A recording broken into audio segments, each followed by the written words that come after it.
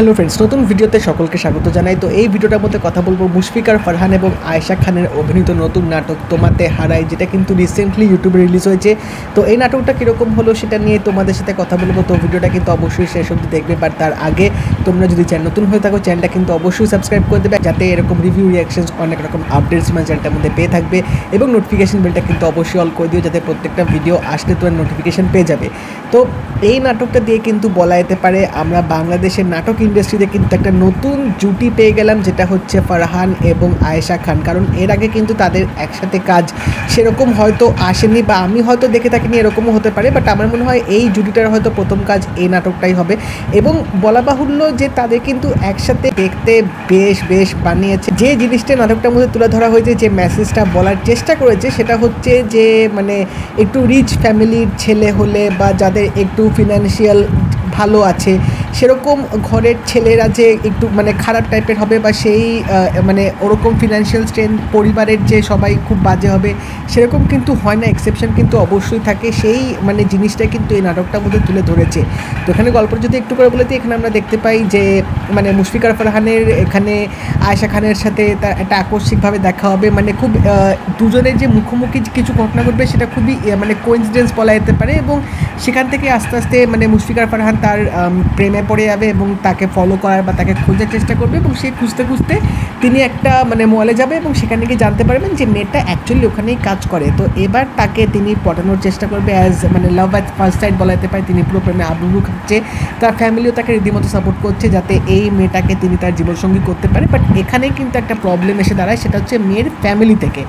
তো এই প্রবলেমটা আসার পর দুজনের মধ্যে কি আদৌ সম্পর্ক করে উঠবে, দুজনের কি রিলেশনশিপটা এগোবে। এবং এখানে মানে মেয়ের যে ফ্যামিলি, তাদের যে একটা কনসেপশন যে বড়লোকের ফ্যামিলি মানে বড়লোকের ফ্যামিলি হোক বা বড়লোকের ছেলেরা মানেই যে মানে অতটা ভালো হয় না, তারা সেভাবে মানে সংসার করবে বা সেভাবে ভালোবাসতে পারবে না, এই যে মিসকনসেপশনটা সেটা আদৌ দূর হবে কিনা, এসব কিছু জানতে গেলে কিন্তু তোমাদের এই তোমাতে হারাই নাটকটা গিয়ে তোমাদের দেখতে হবে। তো 1 ঘন্টার মতো নাটক, যেটা কিন্তু গল্পটা বেশ আমার ভালোই লেগেছে। মানে এখানে মুশফিকার ফারহান যেরকম তাকে প্রপোজ করার চেষ্টা করছে বা তাকে পটানোর চেষ্টা করছে, বা ওই যে দেখে যে প্রেমে হাবুডুবু খাওয়া, দেখে প্রেমে পাগল হয়ে পড়া, সেই ব্যাপারগুলো কিন্তু নাটকটার মধ্যে বেশ ভালোভাবে দেখিয়েছে। এবং মানে বাকি যে কো অ্যাক্টার্সগুলো ছিল প্রত্যেকজনের অভিনয়টা অতটাও খারাপ লাগে। আয়েশা খানকে কিন্তু এখানে দারুণ লাগছিল দেখতে। মানে যখন তাকে স্ক্রিনে দেখা যাচ্ছে তোমরা কিন্তু জাস্ট মুগ্ধ হয়ে দেখবে, এবং ইমোশনাল মোমেন্টে তার অভিনয়টা কিন্তু যথেষ্ট ভালো ছিল। এবং দুজনকে একসাথে কিন্তু স্ক্রিনের মধ্যে নেহাত খারাপ লাগছে না।